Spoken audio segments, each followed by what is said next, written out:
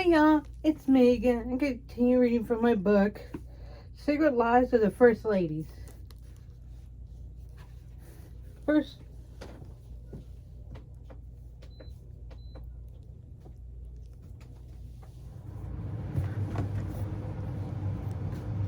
let's go! I just had to turn on my portal because it's so hot in here now. Whew! Cumbersome commode. During her first stint as First Lady of Georgia, Rosalynn was accustomed to giving speeches at high schools, but one such sojourn proved challenging to say. Upon being greeted at her arrival, she excused herself to go to the ladies' room, but the door of the stall she entered must have been a Republican. It simply wouldn't open no matter how hard she juggled the lock. Worried that she wouldn't be able to make her appearance in time, she did the only thing she could do. She pulled herself up and over the door. Fortunately, nobody entered to discover the governor's wife, and what must have been one of the most compromising petitions of all time. After completing her awkward extrication, she composed herself, exited the bathroom, and proceeded to deliver her speech without anyone realizing that she had just managed a narrow escape of a defunct toilet stall. Cool. Clowning around. As a first lady concerned with reaching as many people as possible, Rosalynn Carter allowed her photograph to be taken with countless average Americans. Unfortunately, one of them was an unassuming building constructor and Democratic Party organizer named John Wayne Gacy, whose penchant for killing young men, even while he was making them smile in his clown outfit, was as unknown at the time to the lady as it was to the Chicago community that would ultimately convict him of murder. Oops. Not just oops, but a big oops. Because he killed like 10, 20, 30 men around that time. I don't exactly remember the number, but it was around there that he killed that many men and had sex with their bodies and was not why. I have no freaking clue. I really don't. I mean, like, I wish I did know, but I just don't know. Which is sad, really. Visionary. Rosalynn Carter had two pairs of contact lenses, one for distance and one for reading.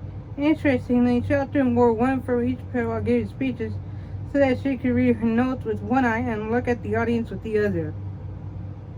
Ah, nice, I guess, I think. Too much detail? Too much detail? Jimmy Carter once gave an interview to Playboy magazine, which he admitted to having lusted in his heart. He felt attracted to women he'd seen from time to time, which for him was as bad as cheating on his wife. Rosalynn's reaction to the remark definitely made the most of a silly situation. Jimmy talks too much, but at least people know he's honest and doesn't mind answering questions. Now that's spin. Wow.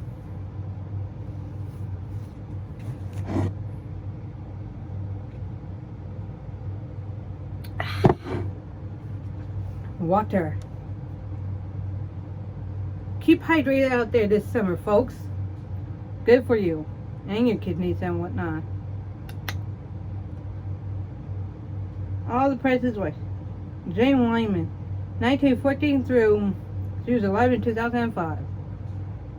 Again, comment down below if you know when these latest women have died, because I don't know.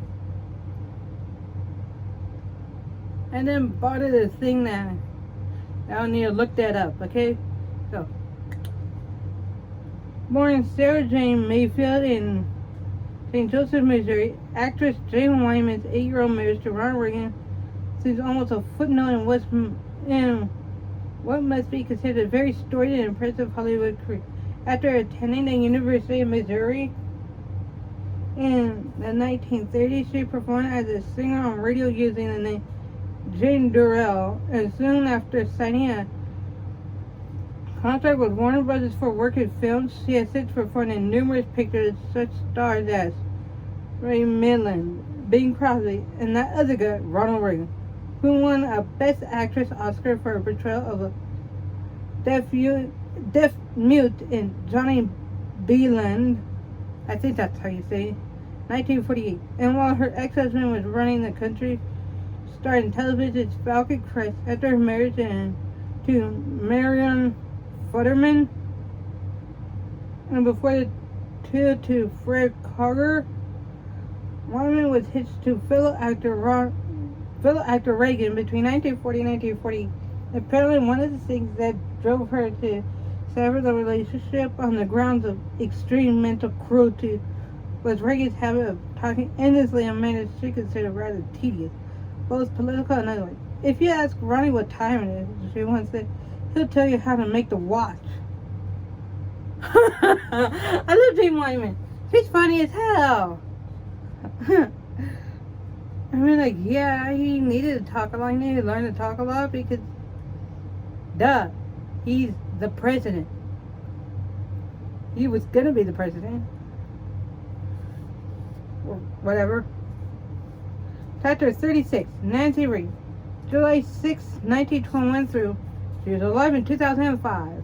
Again, comment down below if you know when Nancy Reagan died. I think in 2005 or a little before 2005, but I'm not sure. Comment down below, because I don't remember, like, at all. I remember going to the Reagan Presidential Library at one point, because I had to, because I was with an abusive friend and she needed to go there for, like, schoolwork or something, I don't remember. And so her parents took us all the way over there, which is like, what, a couple of hours drive away from Monrovia.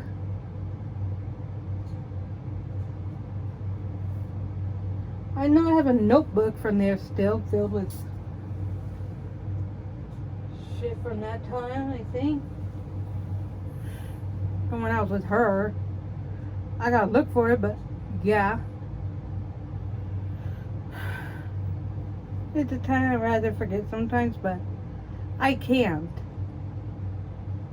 Because if it wasn't for Ashley, I wouldn't be who I am today. Which is good. Sort of. So, yeah. So, yeah, I don't remember exactly when Nancy Reagan died, but, yeah. Anyway, comment down below if you know when Nancy Reagan died, okay?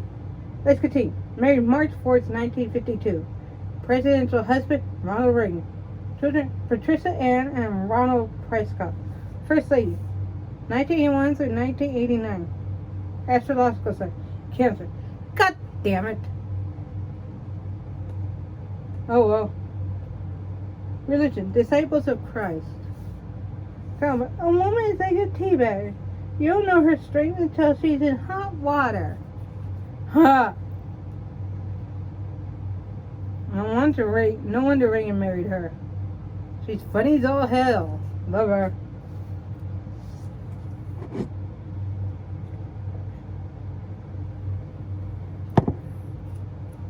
During one of the first interviews Nancy Reagan gave after her husband... Oh, I like to smell my new books.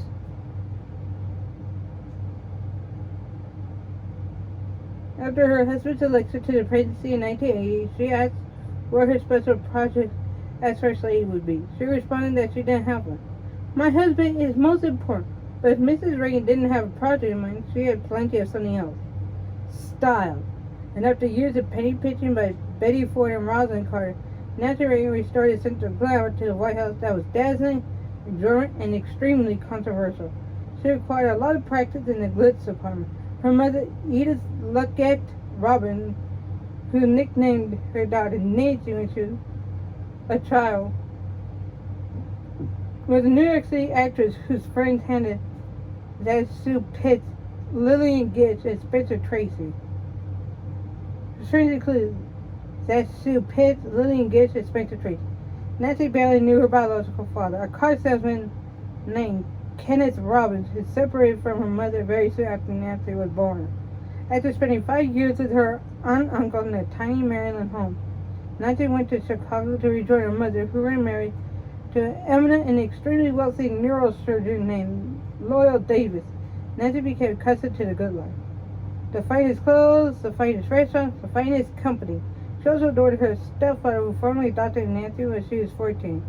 Though her mother had retired from the acting life by now, Nancy wanted more than anything to follow in her footsteps and to become a part of the glamorous theater world. Just like somebody else that I know of. That woman who plays Olivia Benson on Law and Order SVU. You didn't know this, but Mariska Hargitay, also known as Olivia Benson on Law and Order SVU, her mother is James Mansfield, who was an actress and model for a long time, like what, the 50s, 60s, 70s, and whatnot. Before she died, like what, the 80s, early 90s, something like that. No, and like the 60s or 70s, something like that, yeah.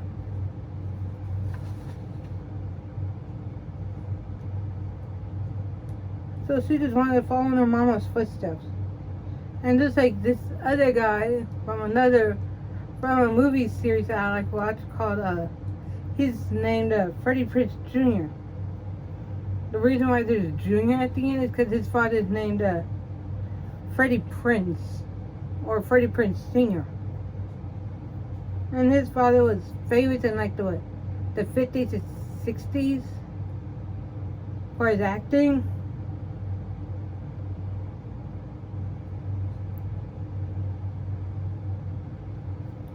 So yeah, a lot of famous children want to follow in their famous parents' footsteps sometimes.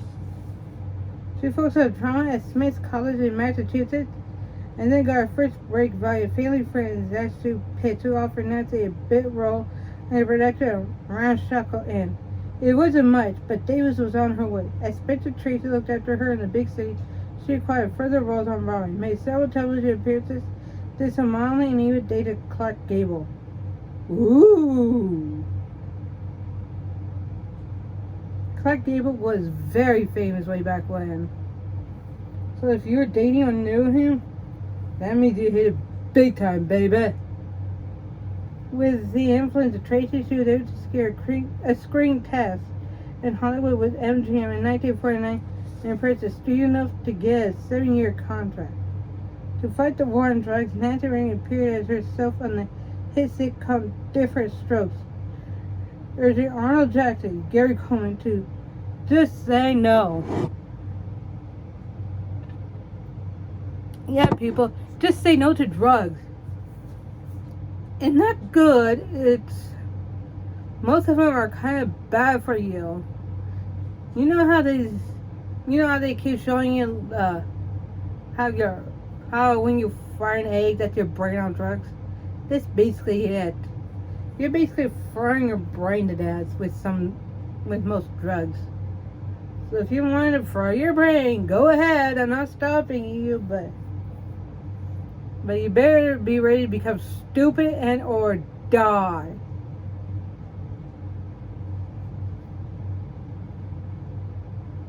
I mean, like, Elton John would be saying the same thing.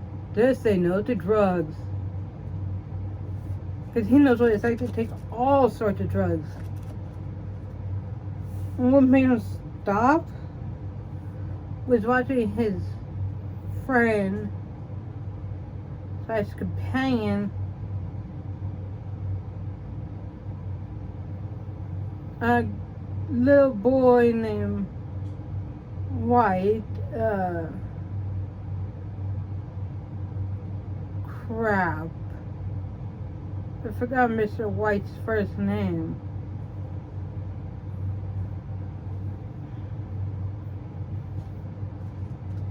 I want to say John White, but I don't think that's right? But if you remember, that little boy's name that died of AIDS,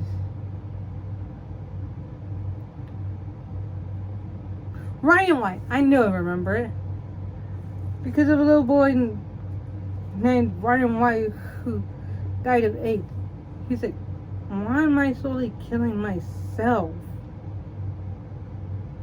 When Ryan White here is trying not to die, but he can't help it because he got a very bad blood infusion. Because Ryan White had like a blood disease or something like that, where he needed blood transfusion every so often. But this time they made a whoopsie and gave him blood that was tainted with AIDS. That's why nowadays they always test the blood that they're about to give you for AIDS and other diseases, because they don't want to be slapped with a lawsuit and whatnot because they missed it. So, yeah, just say no to drugs, kids and adults. Nancy was a capable actress who made a happy career by working in a dozen or so films, but whose qualities never translated to superstardom. Nevertheless, a move to California changed her life. In 1949, she met the president of the Screen Actors Guild, a strapping film star named Ronald Reagan. Both of them had a rather tragic romantic past. While Reagan was still getting over his divorce from starlet Jane Wyman, Nancy had to cope with the loss of a fiancé who got atomized by a locomotive while crossing a railroad track. Their courtship lasted some 2 years, during which Nancy became pregnant with their first child. Friends William and artist Holden were the only guests at their 1952 wedding in Los Angeles. Nancy wanted nothing more than to become a full-time wife and mother, but with her husband's career in decline, she agreed to appear in a few more films, including Hellcats in the Navy, in which she played the romantic interest of the film's hero played by Reagan. When Ronnie secured a contract with General Electric to be the host of its sponsored television show, Dick Street, it allowed us financially. The job allowed Ronnie to earn enough money for Nancy to put her film career behind her, but it also marked his gradual transformation politically. Up to this time, he'd been dyed-in-the-wool New Deal Democrat, but his responsibilities on behalf of General Electric include more than merely being his TV spokesman. He also spoke at conventions for the corporation, got to know the employees and management, and eventually became convinced of the evils of government intervention in business. Before long, he changed his party affiliation and galvanized his Republican reputation by making appearances for Barry Goldwater's presidential campaign in 1964. He was good at it. So good, in fact, that fellow party members convinced him to make a run for the California governorship in 1966.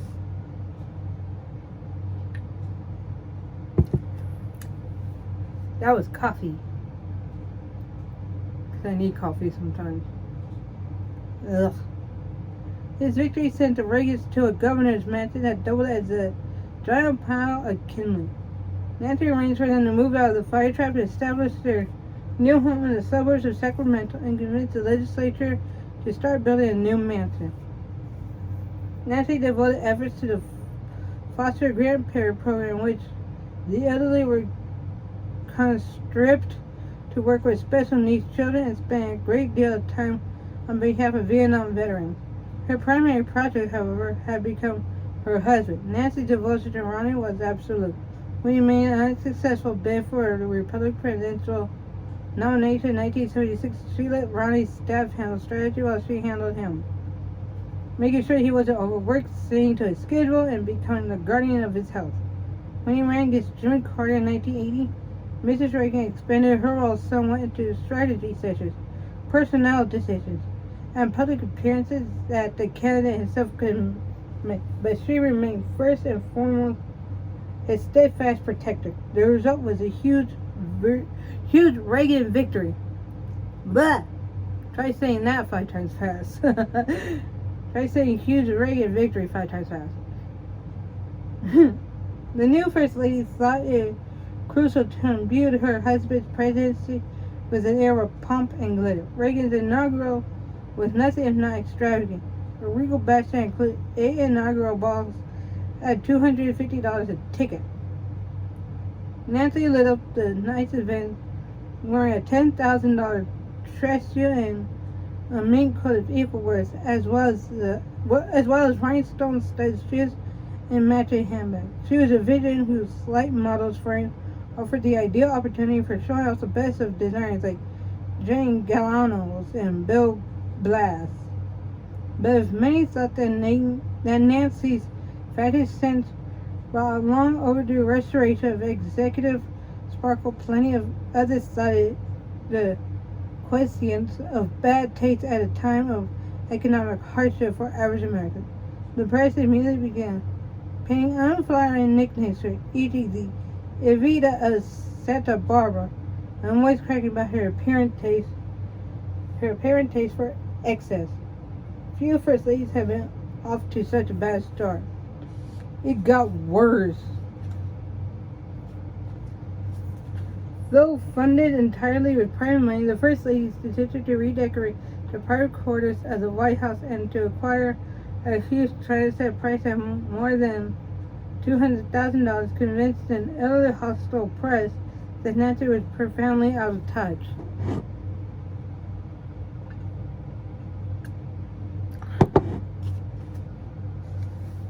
Moreover, while newspaper columnists were barraging her with bad press, someone else decided to barrage her husband with bullets.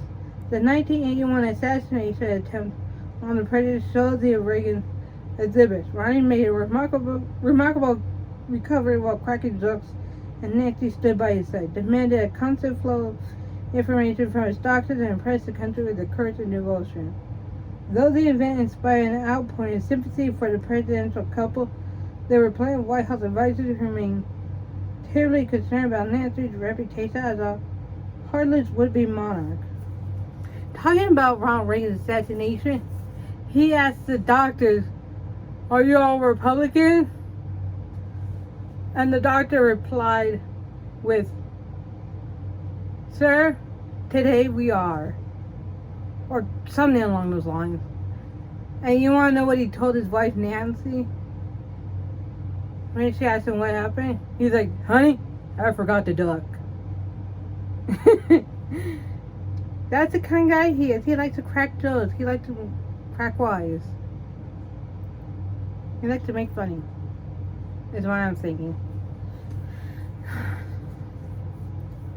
And afterwards, when somebody tried to throw a shoe at him, and you could watch this, I think, on YouTube. Yeah, on YouTube. You could watch it on YouTube. Just type in something along the lines of like throwing a shoe at Ronald Reagan or something like that. And anyways, you could see that somebody's throwing a shoe at him, or they're trying to, and this time he did not forget to duck. He ducked. He's like, "Woo, that was a close call," or something like that.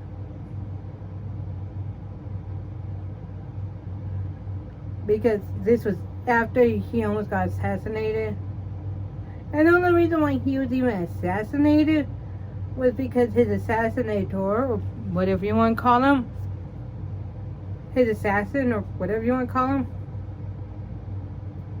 he only did it so that Jane Foster, that girl from the hit movie at the time called Taxi Driver, yeah, he was trying to get her attention, and he was so out of it mentally that he decided to shoot whoever was president at the time. And he was going to shoot guy who was president before Reagan, but because he had to wait to get a gun way back when still, but not as long as you do now. Nowadays you have to wait like a couple weeks or like a couple months or so, something like that, to get a gun. Anyways, he only had to wait like a day or two, but that made all the difference because a day or two later, the old president stepped down, and guess who became president? Ronald Reagan. They're like, okay, you're gonna get shot. Boom, boom.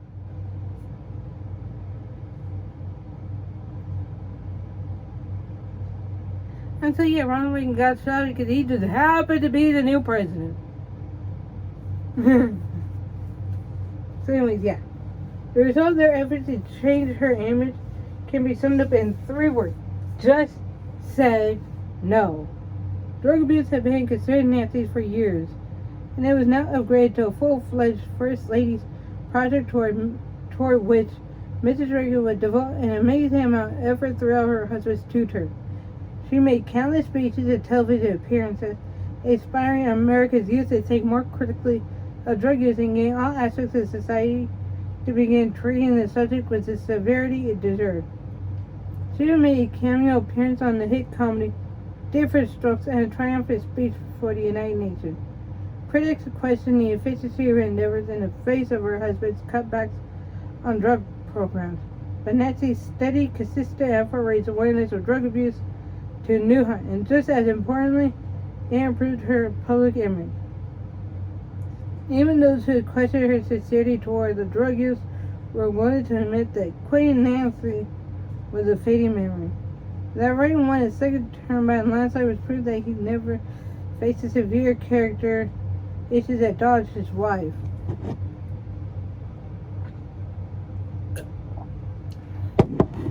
But the Reagan's second 4 years in the White House proved even more challenging than the first 4. Sir Nancy had evolved from administration liability into one of the most popular first ladies in recent years. Nevertheless, circumstances warranted her involvement in her husband's presidency to a level that assumed contentious proportion. Despite Ronnie's characteristic optimism, he was getting old and fast. He underwent 2 operations during his second term, one for skin cancer and one for his prostate. Nancy herself had undergone a mastectomy. Ow. Wow. The First Lady responded to these chilling developments by exerting even greater control of the president's schedule and workload. Assisting at nothing was as important as his health and need for recovery. When the Iran-Contra scandal broke, she merely tightened the leash and put herself further into the decision-making process, particularly in areas that she thought threatened Ronnie's reputation. She never wanted to find herself in this position. Indeed, Nancy had been so apolitical in her youth that she remained strangely ignorant of Eleanor Roosevelt's highly publicized visits to her campus at Smith College. But now many accuse her of being the irresponsible power behind the throne. It was perhaps the inevitable result of her unflagging devotion to Ronnie, who seemed to age visibly with every week. Nancy's habit of feeding words to the increasingly foggy-minded president had become legion. Fittingly, her beloved Ronnie remained her most important project for the rest of their lives together. So Nancy wrote her memoir,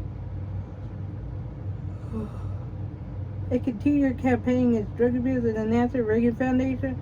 Her husband struggled with Alzheimer's disease, defined her post-White House years until his death in 2004. Like her husband, Nancy Reagan remains a controversial figure, but of one thing there can be no question: Nancy always placed her husband's welfare and reputation above all things. In that capacity, she performed marvelously. Believe me, she would. And she was a good person too. So, yeah, please rate, comment, and subscribe down below. And if you're on YouTube, please ring that bell notification so that you can know when I upload. because I don't always upload consistently. I'm sorry about that. I'm just trying to go by my boyfriend's rules because he doesn't want me to do this while he's here. And I can't do this when I have like job interviews and whatnot, of course, because I'm trying to get a job. I need the money, honey. Give me the money, honey. Anyways, yeah. But if you're on TikTok, please like and follow my videos. And on YouTube, let's get to 50 subscribers. And on TikTok, 50 followers. Because once we get to that, I'm going to do something amazing. But it's going to be a surprise. Because I want it to be a surprise. So let's get to 50 subscribers on YouTube and 50 followers on TikTok. Okay? And please pay for something on either my eBay and or my card. Okay? Bye!